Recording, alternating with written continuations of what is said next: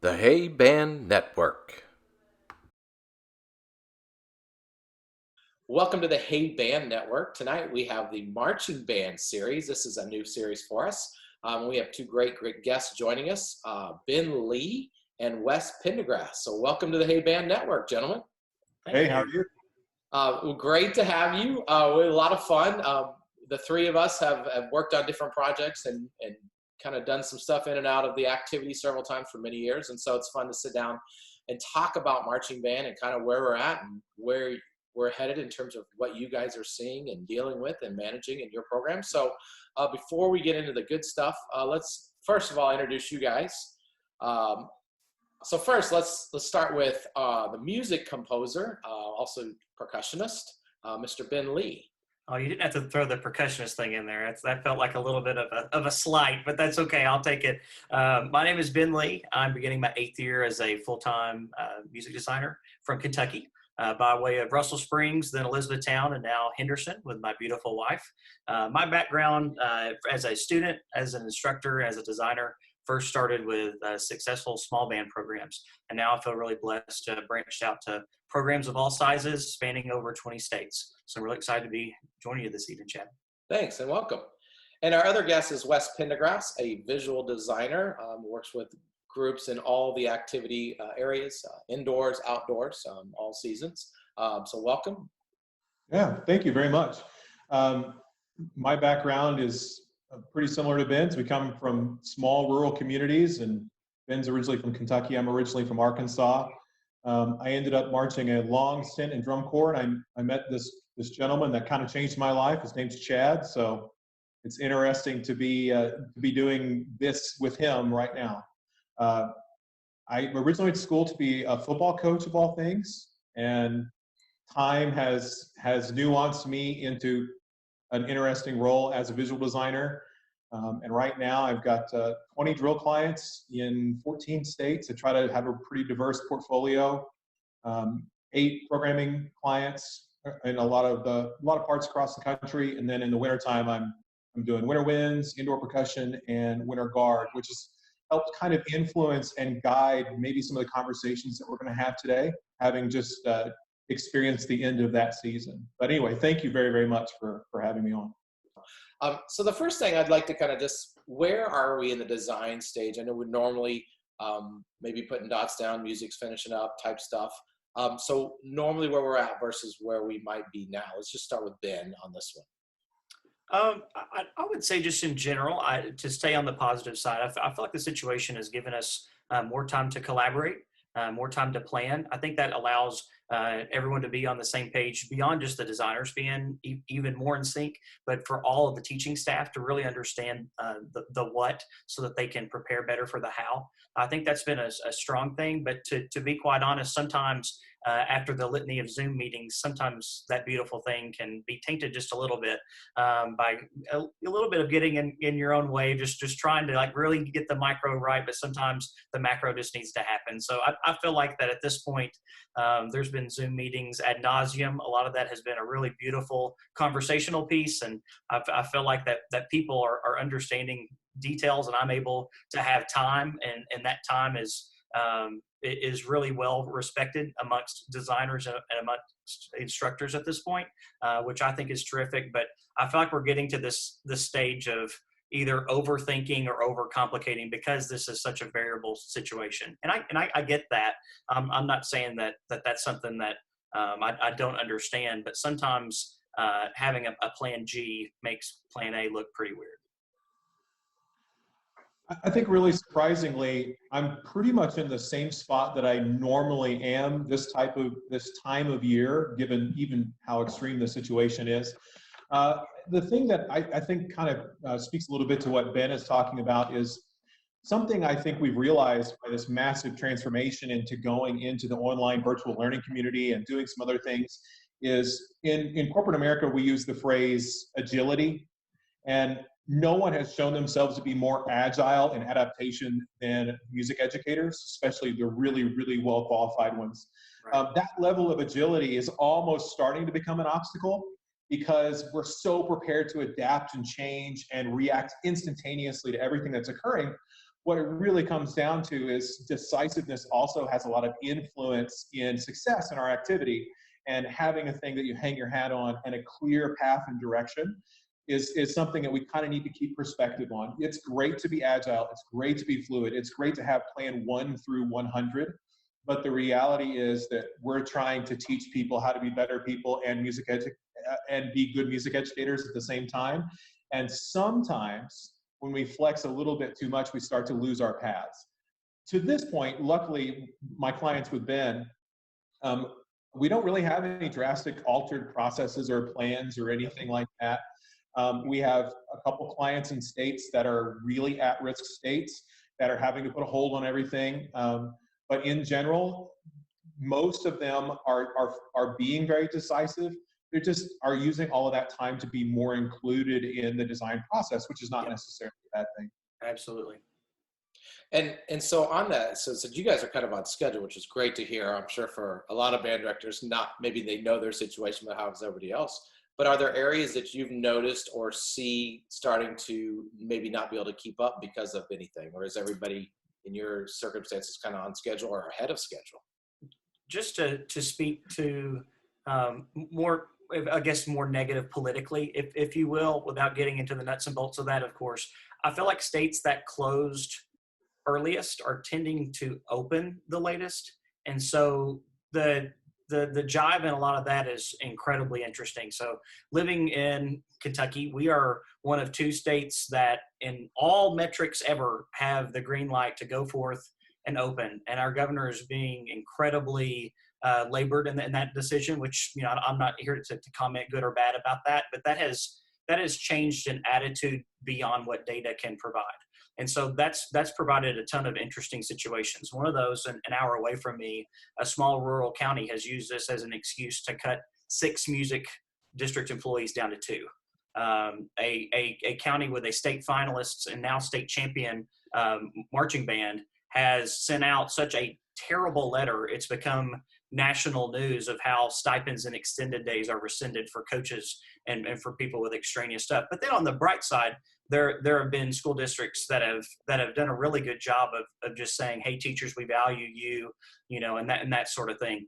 I've just found that with states that are in a similar place as that, that just the general tenor of the band director's perspective is really, really different than in other states, that where it may be like, hey, this reopening's happening. It's just a matter of when.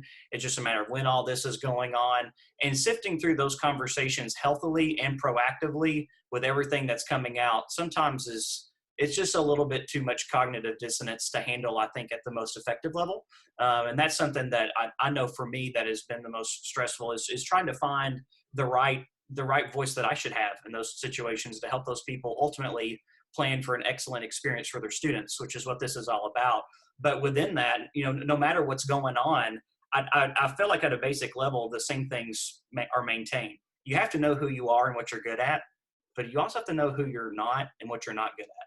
So if you're not planning to shore up those not good ats, if whatever you're going to do isn't going to be tailored to, we're not that good at these skill sets, and honestly, we're not the best teachers at them. So we need to have the content to make sure that we have an opportunity to teach that. And we need to use this time to find teaching strategies to make the how for that better. And trying to steer a conversation in that way and to plan in that way and to think of the feasibility and the things that we actually have control over definitely eliminates any, you know, COVID nature of any conversation, which for me, I consider to be a really healthy thing. And I think the director would too.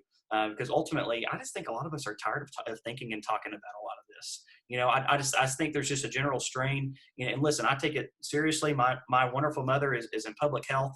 I mean, I'm taking this very, very seriously. But it's not a view of how I'm taking the situation. It's just what can we actually control. And I think that's character and just a sense of like truly structural excellence. And what that could mean. You know, Wes was talking earlier about being agile, and everything that he was saying is great. And I think that, you know, the clients that we share have been terrific with that. But I think just in general, the Facebook court of public opinion, if you will, some of that is not as pure, and it's a little bit more toxic of how everything is evolving.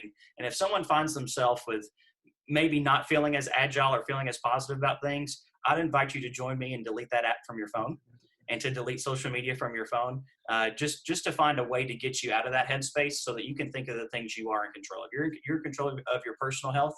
You're in control of your mental health. And as a leader, I think it's important to be thinking, what am I disseminating to others so as that they can have the information, they can have the confidence and the courage they need to make the best steps for them and their family. Surprisingly, well, I have a whole bunch of stuff that I can respond to what Ben just said. One, I do not endorse his absence of social media. Unfortunately, if anybody follows me on social media, I'm kind of one of those people.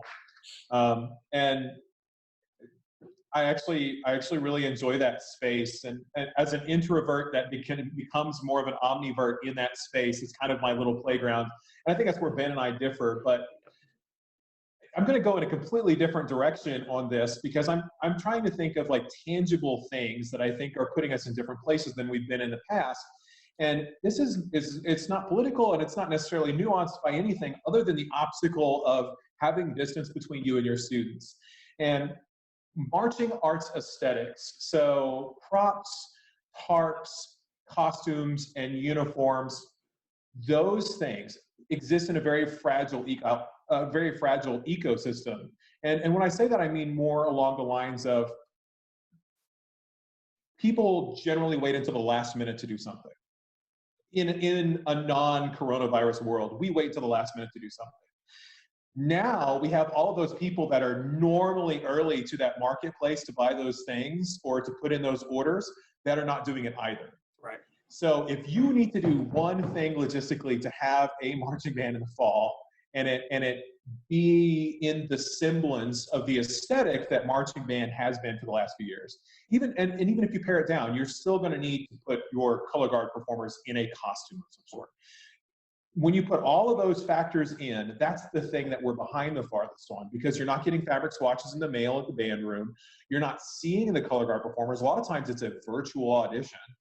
And you're not even necessarily sure who those performers are. So you can't take measurements. You can't see the materials. That is going to evolve into this giant collapse in terms of aesthetic timing within the marching arts. You're going to have all of these people at the same time trying to buy costumes, props, tarps, uniforms, and honestly, those systems can barely withstand directors that are just being behind the ball. They're going to be a lot more strained when you look at this coronavirus environment where that gets pushed farther down the road. If you could do a single thing to make up ground right now, it would be in figure out what the color guard is wearing, get sizes, figure out what your props are, all of that. And if I can go off of that, Wes and I had a shared example yesterday that I just want to touch on. I think it was beautiful, where a director was like, hey, we are seeing this as an investment in our kids. No matter what happens with the season, if it's cut short, we're going to get the nicest stuff that we can get. We're going to use it. We may use it twice. We may use it 3 times with a shortened fall, a spring, and then a fall in 2021. But we're not going to shortchange them on the quality of excellence that we provide as a structure to them. And it was just so refreshing to hear that yesterday. And I totally agree with Wes that if people prioritize that, but it shouldn't be in a make it work type thing. I think it should be a make it happen of how can we do this truly excellently and not just to have something. Anyone can have something. I mean, there's plenty of websites and things that you can barter. You text people, contact people, but I think having something to that excellent level is something that should not be sacrificed even amidst the times. I think it just means being more resourceful and honest of when is it going to be used? Well, I don't care. It's going to be beautiful no matter what. And we're going to find an artistic space for it to exist. And do you find that across the board, both of you guys, with some of the groups and directors you've communicated with and dealt with? In which regard? In terms of, you're talking about no matter whatever we use the season, if it's now, later, or even later. I just want to comment on that and to say that I feel like that there, in some programs, is a general hesitance as far as like wins uniforming if you're doing a customized top, just because people still have a really jaded view of indoor wins, which I think is completely unnecessary, as you well know, because we've had some beautiful shared experiences within that idiom. All three of us have. And I've found that as far as planning for the color guard, that's not as big of a hurdle, and for most people to think about. But for as far as the wind top stuff, there's been some really interesting conversations in regard to what that plan. There's also been some really positive ones where people are like, screw it, we're doing it right. Whenever we're doing it, if we're doing indoor winds, we're going hard. We're going to be amazing at this. Like, there's a ton of teams that have thought like that. But for some groups, that is still seen as an extra expenditure. And I'm not 100% sure I disagree with them.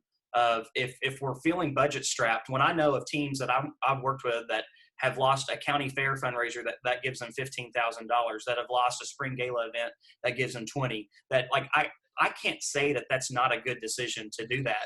Whereas you may have instrument needs that need to happen. You could have some crappy sousaphones that you need to replace. Well, I think that's more important than having those things in this environment. So it's going back to those classic philosophical decisions with money, especially in a more scarce environment. I can speak to my state in this area where governors were pretty much begging people to file for unemployment. So while we have a ballooned amount of that, Kentucky's about to 40% of people having filed for unemployment. So then it comes the conversation, especially these small rural schools, are you going to get all the band funds that you're asking for this participation? And if so, what is truly extraneous to the situation that isn't really going to hurt the product in the end? And I think those are interesting conversations. Larger programs, I think, have a great way to figure it out. But some of these smaller programs, when they're barely staying above the red anyway, I mean, you have to think about what is going to give the kids the best musical experience in their education beyond some of the show frou-frou stuff. And that's coming from a design end. And it pains me to say that, but it's true. And that level of resourcefulness, it isn't just necessarily a rush to marketplace for people that are making products. It's just a rush to marketplace for the products that are for sale in general. So there are tons of resources available in social media and in general to buy that product. The other thing to keep in mind, and this goes back to the conversation that Ben and I were talking about yesterday, there is no timeline for use of something. Yes. A lot of times we look at it and we go, I'm buying this for the fall. I can't buy this for the fall. This costs too much for this fall because of this circumstance in this scenario. There are a lot of scenarios that you're projecting you think are going to happen in that. And there is a million other scenarios where you use that in the fall, you use that in the spring, and you use that next fall. And that's terrible to think about. But you could go back, you could start it in your process, and after the first football game, we could have to close up shop. You're going to need to use that material again. Yep. And you're not just pointing at the fall, you're pointing at the long-term health of a program in terms of its marching arts capacities, the long-term health of the program when you buy those things. And then understanding that if you really play your cards right, you're making 25 to 40% of that back. And the more active and competitive you are in that marketplace we're talking about, where it's offline in social media and not in the big companies, that's not necessarily as much ground lost as people perceive it is. And just kind of keeping that stuff in mind, because we look today, it's the 19th or, it's the week of the 20th. We look at that timeline and we are pointing towards the fall. But as we just learned in the wintertime, on a Tuesday night, you can hear something that's like, hey, they might close something down over this virus. By next Tuesday, you're not allowed to see your kids again. You're not looking at it as next fall. You're looking at it as who knows when. Yep. And we need to make decisions with the breadth that carries and comes with. Excellent. Really good stuff. Any of the any challenges that you've come across for the fall season? Anything that you've changed in how you manage or work those things at this point? Wes? I have gotten to the point where, and it's taken a lot of years, a lot of curated years, I have finally got all of my clients on block numbers. And we're finding out really, really quickly that utilizing those block numbers in an agile workspace like we're talking about allows us to operate and move forward in the best interest of all students.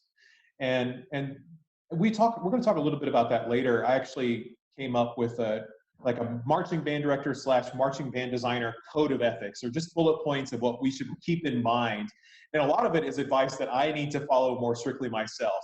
But one of the things on that whole long list of materials that we're talking about is that we are such caring and compassionate people as music educators and designers. We point to a single student's entire involvement in a program, and we value that so much that in a situation like this, we ultimately end up holding back the whole. And going into a season where every single client is block numbers, I'm not holding back on anybody. I'm writing for every client right now. And what is going to happen later is I'm going to add performers in impacts, add performers in drill moments, incorporate them in person visually with moving props and stuff like that. It's really important to keep in mind that because you haven't seen those kids in so long, you haven't seen them in person, every visual designer will tell you that you're going to lose, or that number is going to change by 20%. It's very consistent, regardless of how much a band director tells me they gain or lose. And then in Texas, we have that added eligibility component, and there's no way of knowing how eligibility is going to look, especially if the calendar ends up changing to the one of the more quirky formats. Right now, if you sit down, you look at your roster, and you round down to the nearest divisible number by 8, and you make sure that you are facilitating 95 to 99% of the students in your programs, and you tell the designers, hey, I want to go so when this opens, we don't lose another senior class of experiences. That's something that it's just been a turning point. Like, I've tried for so many years to get band directors to do block numbers, and now they see this moment and they're like, oh my gosh, you're right. I can't let the one student hold back the future and the senior class for all of these kids. We just need to go. And we will find ways to alter, enhance, and elevate curriculum more suitably for students at need, at risk, and who have special needs either physically or mentally. That is the agility that we need to start applying. And we need to have a team approach, but every player is playing a different position. Man, that's great. Really good stuff. On some things for the directors that maybe you've talked, and you guys have already hit some of these things, but much of our audience are band directors type folks, or future band directors. I think it seems to be our audience. And so you guys come from the perspective of you've worked with some great programs and great teachers, but you come from the designs. On everything you do is your job is to help those band programs out. So what are some things you may have come across? I mean, you guys kind of talk everything's full speed ahead. Have you come across any situations where programs are starting to hedge a little bit on where they're going? Or are there situations where they've just had to say, we're out, we can't do it this year, we're going to push that back to another season? And then, and out of that, have there been any new ideas or new things people are looking at doing maybe you wouldn't do on a normal year because we might have a different looking fall season? I can definitely say on my end, I've had some of those more nuanced experiences of people finding, alternative ways to handle this, knowing that it's going to be a humongous investment to do a 2020 show right. Some have elected to wait a year, to financially and to do a football band alternative, which I would encourage to be full of skill sets and be really instruction based rather than a crowd pleasing type thought, because there may not be a crowd to please by that logic, or at least in person it could be streamed. But I've really found just a general sense of unease and flux in this weird purgatory state of, well, part of the show's completed, but hold on. Part of the show's completed, but hold on. I know I can speak that I've had more of those experiences than Wes has this year with some of my clients, that it's just in this weird stirring stage. I don't know what type of soup we're making, but I'm saying on the positive side, I'm hoping it's going to be very tasty and very spicy, but it's an odd place to be in. I would say I've experienced, and this is with library shows and custom shows, I mean, a couple of handfuls, give or take, of groups in sort of that flex state.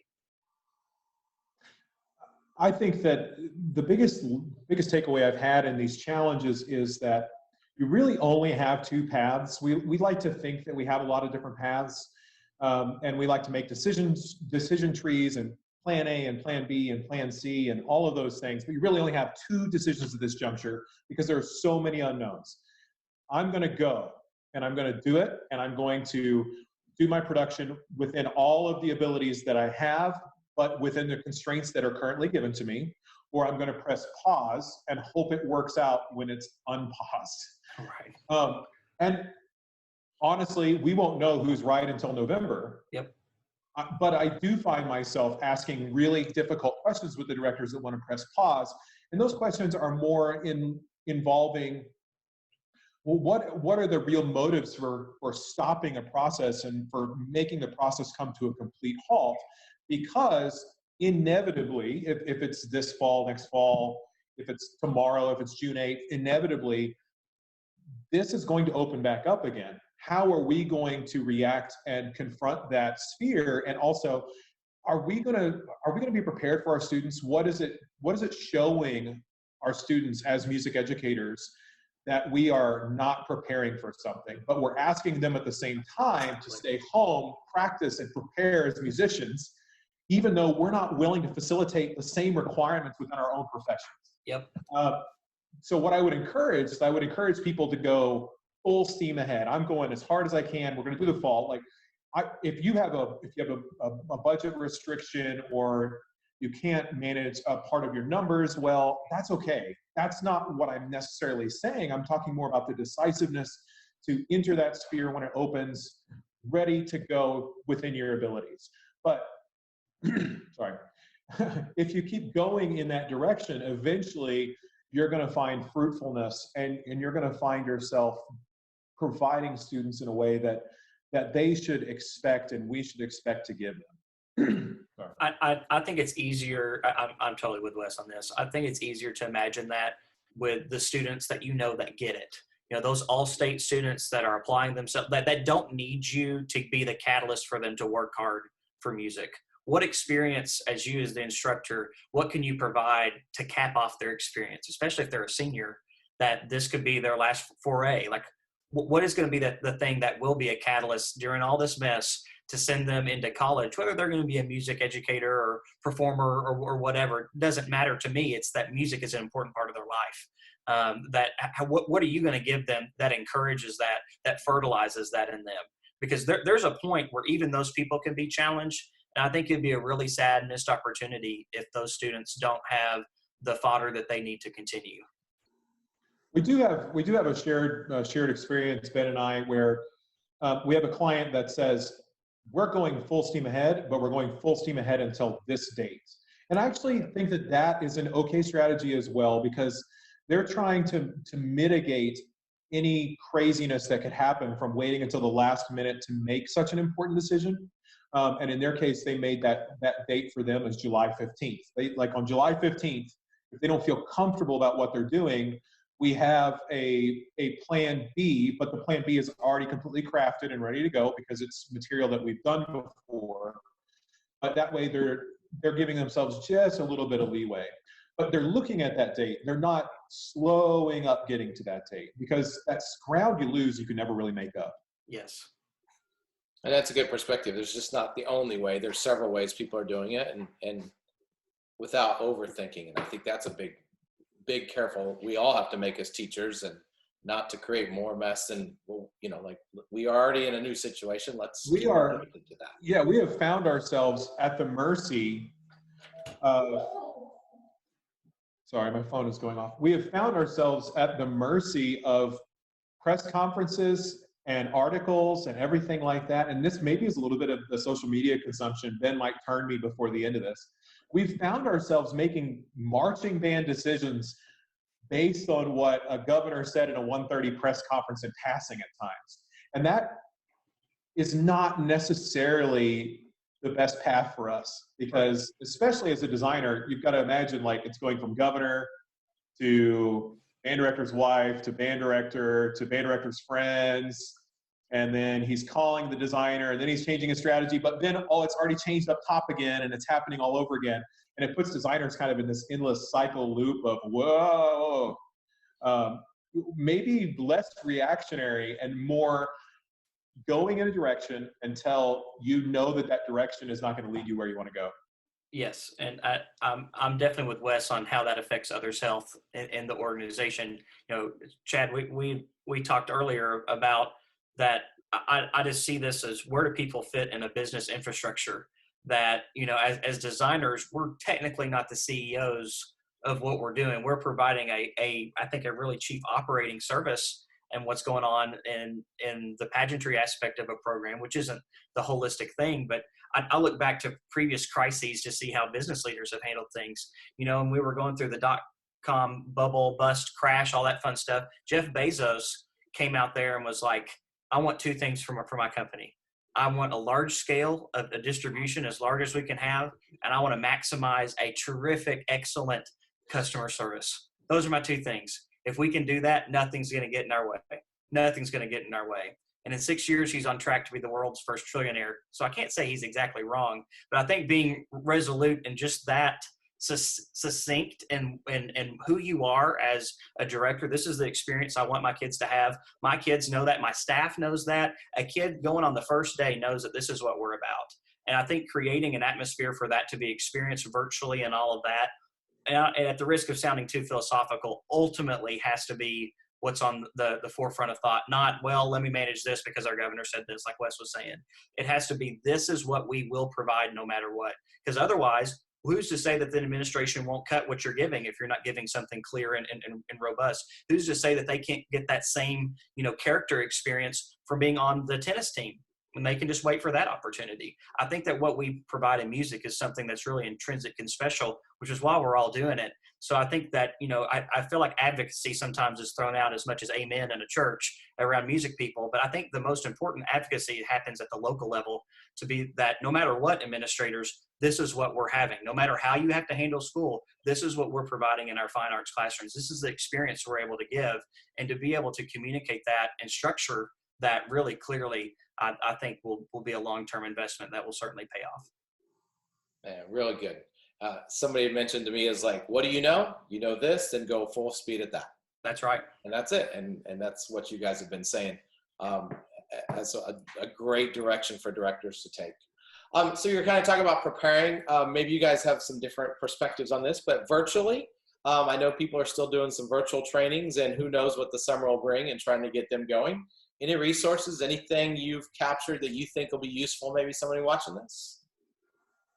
I want to preface this a little bit by saying the longer we've gone without classroom instruction for musicians, the less I think this should happen. There is a lot of online resources now for visual education, from the dance end to the marching end.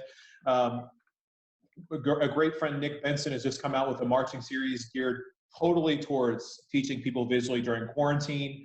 That stuff is amazing. But the longer we go without having seen musicians in person and teaching them how to play their instruments, the less the visual component should matter. And ultimately, I think that the timeline as it grows is like a crescendo towards the visual component mattering less and less and less and less and less. So making sure that you're facilitating with smart musicians, online lessons, stuff like that. Ben can speak more into that. But let's not get hung up on the visual in the fall. If a marching band looks bad visually in the fall, but they're teaching their butts off in terms of making the musicians better and making up the ground that they lost by not having a spring, even if that marching band doesn't do well in a contest in the fall, who cares? That director is doing the right thing. They're making the right decisions, and they understand and value music education in the right way. That's right. So yeah, check out some of the Nick Benson stuff if you're interested in that. But if not, don't sweat it. Let's make musicians musicianly, for sure. I can't argue with that. I do think that smart music people have really realized the breadth of that program, which is, I think, is awesome. And I know so many people that are already making the investment to make sure that stays in their classroom beyond, you know, a discounted opportunity and all that good stuff. I think the use of the band app as communication, especially from leadership to other students within the ensemble, of having ways for those leaders to take ownership of things. I found that to be a great thing. Another thing I want to throw out is that your band staff isn't just for lessons, and your band staff isn't just for band camp help. That this is another way to get those people plugged into your program, because I know that those people are doing that with the right heart. Those people are doing that with the right level of investment, and what a terrific way to give really individualized instruction. And you can figure out how to pay them later or when all that works out. I don't think those people are doing that for a big fat paycheck. I think they're doing that because they care and they want to help.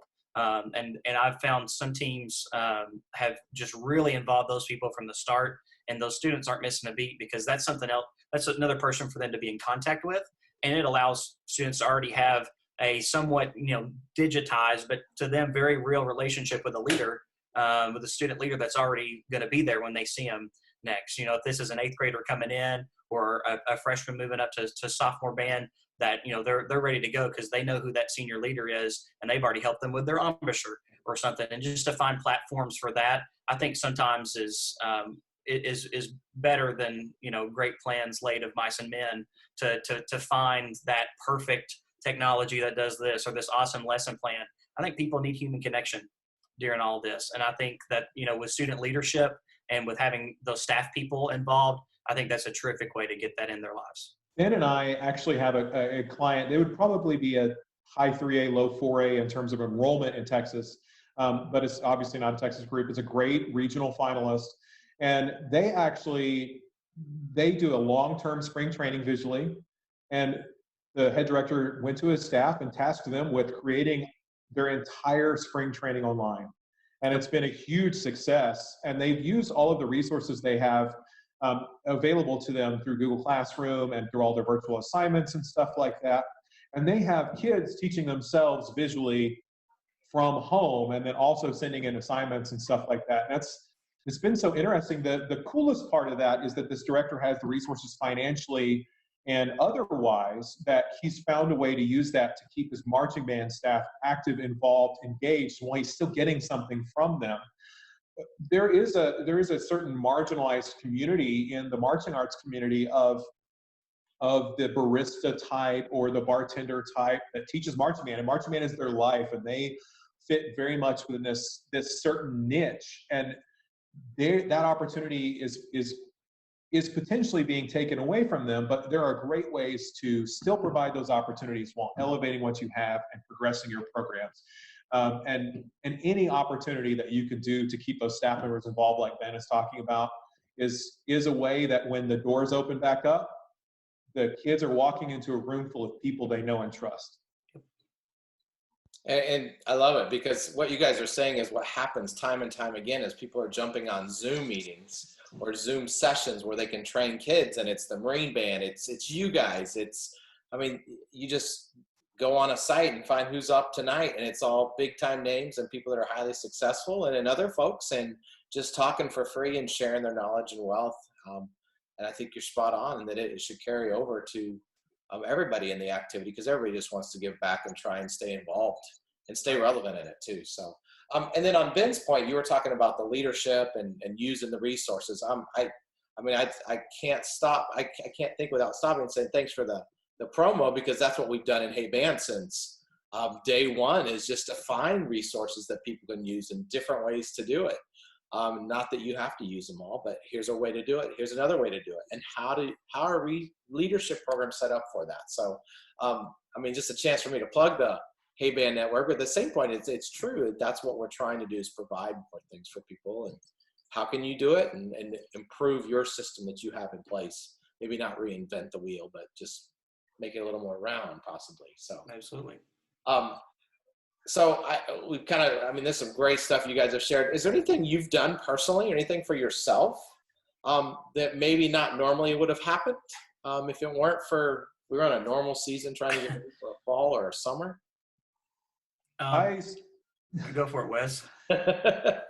Oh, wow. That's a hard one for me. I started the year with the goal of taking less than 100 flights. And when I got to 20, I was really scared. I was like, oh my God, I'm not going to do it. I'm going to have over 100 flights. As like the last 6 or 7 years, I've had like 160 to 200 flights. No more flights. So I'm reaching that goal. And it's been really helpful and beneficial because it gives me the opportunity to fall in love with things that I would lose track of as somebody that kind of just gets lost in their work. And another thing that I've realized is that over time, we all become consumers. We're consumers of everything, consumers of food, consumers of media, consumers of buying things, consumers of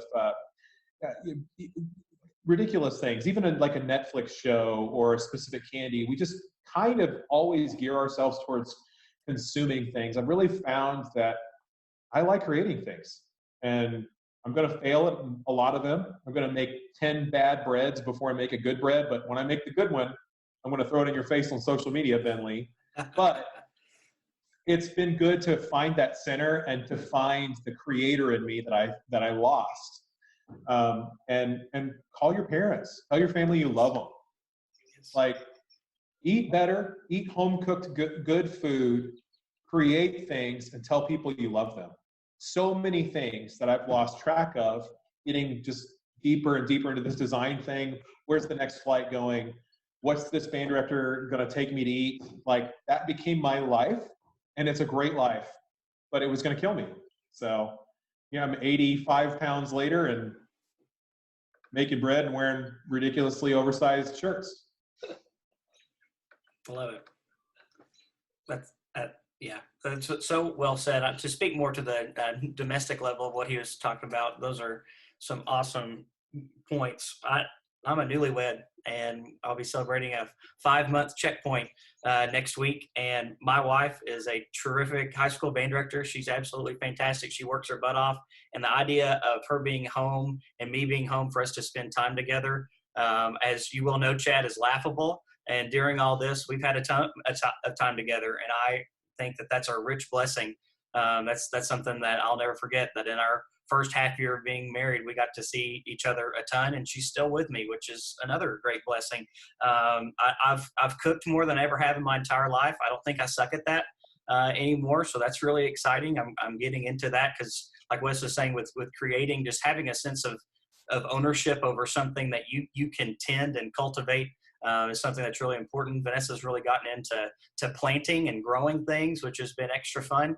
And this sounds sad, but because of this, I've allowed myself to sleep normal hours. I've allowed myself to sleep normal time consistently. Because, well, first of all, you're stupid not to do that. And I'm adding myself here. But second of all, it helps your immune system, just throwing that out.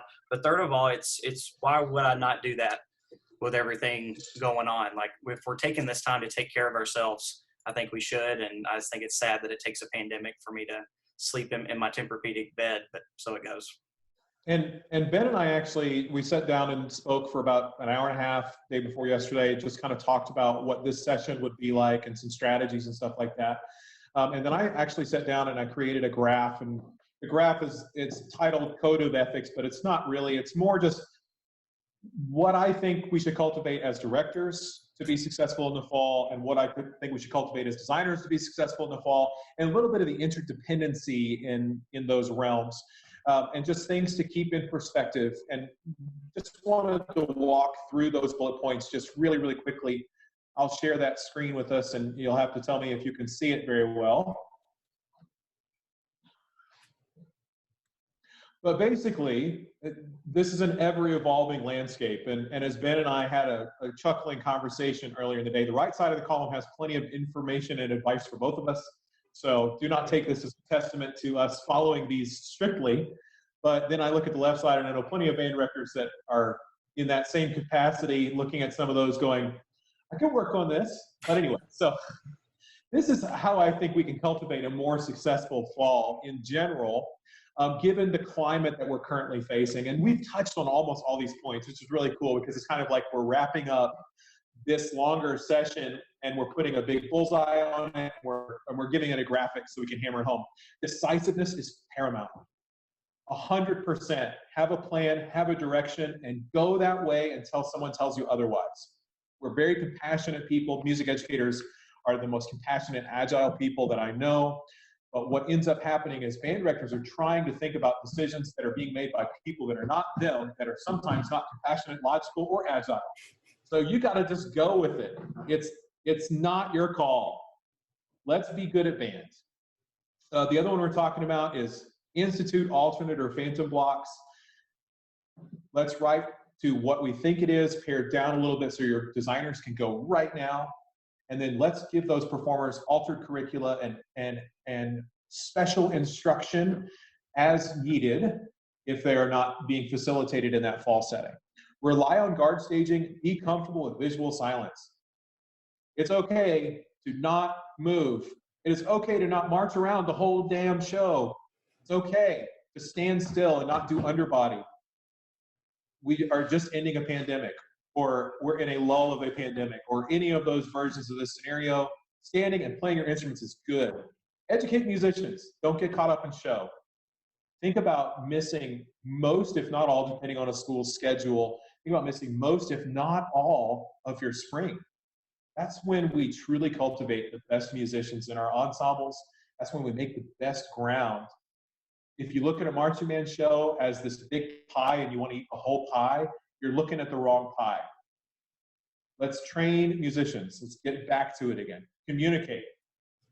Talk to your designers a lot because you have no idea. You are a day away from an email from your superintendent completely changing how you're doing everything and finding out there 12 hours difference. Finding out that every performer needs to be 6 feet apart on a drill field really matters to your designers.